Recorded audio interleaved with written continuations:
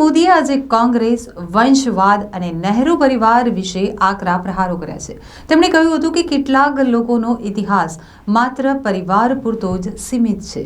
રાજ્યસભામાં સંબોધન કરતા વડાપ્રધાન નરેન્દ્ર મોદીએ કહ્યું હતું કે લોકો મહામારીના આ સમયમાં ભારતની પ્રગતિ વિશે સવાલ ઉઠાવતા રહ્યા છે, પરંતુ ભારતે સુનિશ્ચિત કર્યું છે કે 80 કરોડ નાગરિકોને ફ્રીમાં રાશન મળે.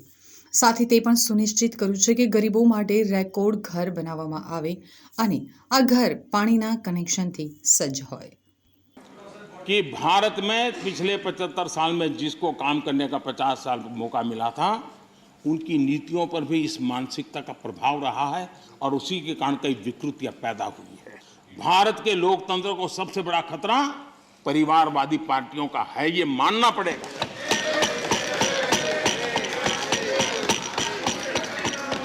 और India is Indira, Indira is India, यही सोच का परिणाम है. आदरणीय सभापति जी, मैं जरा बताना चाहता हूं, ये कहा गया है, मैं सोच रहा हूं कि कांग्रेस ना होती तो क्या होता, क्योंकि महात्मा गांधी की इच्छा थी. क्योंकि महात्मा गांधी को मालूम था कि इनके रहने से क्या क्या होने वाला है, और इन्होंने कहा था पहले से इसको खत्म करो, इसको बिखेर दो. महात्मा गांधी ने कहा था. लेकिन अगर ना होती महात्मा गांधी की इच्छा के अनुसार, अगर हुआ होता, अगर महात्मा गांधी की इच्छा के अनुसार कांग्रेस न होती तो क्या होता? लोकतंत्र परिवारवाद से मुक्त होता. भारत विदेशी चश्मे के बजाय स्वदेशी संकल्पों के रास्ते पर चलता. अगर कांग्रेस न होती तो इमरजेंसी का कलंक न होता. अगर कांग्रेस न होती तो दशकों तक करप्शन को संस्थागत बनाकर नहीं रखा जाता. अगर कांग्रेस न होती तो जातिवाद और क्षेत्रवाद की खाई इतनी गहरी न होती. अगर कांग्रेस न होती तो सिखों का नरसंहार न होता. सिखों का नरसंहार न होता. सालों साल पंजाब आतंकी आग में न जलता. अगर कांग्रेस न होती तो कश्मीर के पंडितों को कश्मीर छोड़ने की नौबत न आती. अगर कांग्रेस न होती तो बेटियों को तंदूर में जलाने की घटनाएं न होती.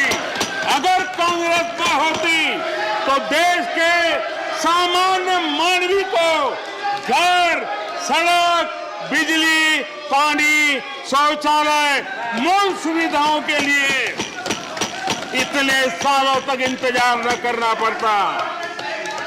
आदरणीय सभापति जी, मैं गिनता रहूंगा. खड़गे जी, आपने भी 1 घंटा बोला. You are leader of the opposition. Please understand. You also spoke for 1 hour 6 minutes. पद्धति नहीं है. आदरणीय सभापति जी, कांग्रेस जब सत्ता में रही, देश का विकास नहीं होने दिया. अब विपक्ष में है तो देश के विकास में बाधा डाल रही है. अब कांग्रेस को नेशन पर भी आपत्ति है.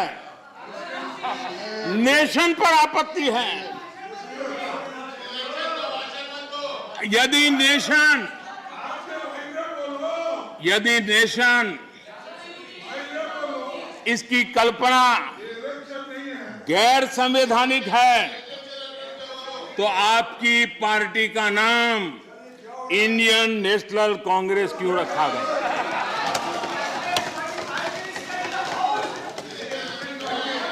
अब आपकी ये नई सोच आई है तो इंडियन नेशनल कांग्रेस नाम बदल दीजिए और आप फेडरेशन ऑफ कांग्रेस कर दीजिए. अपने पूर्वजों की गलती जरा सुधार दीजिए.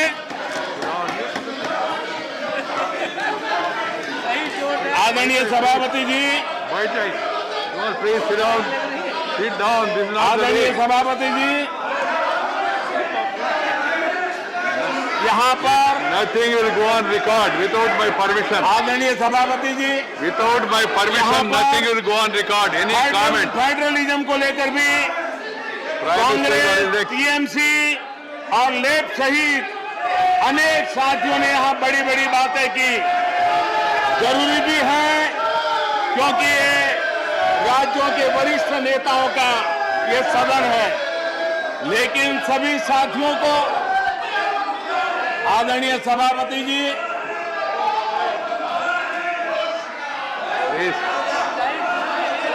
This nothing will go on record except what is permitted by the chair.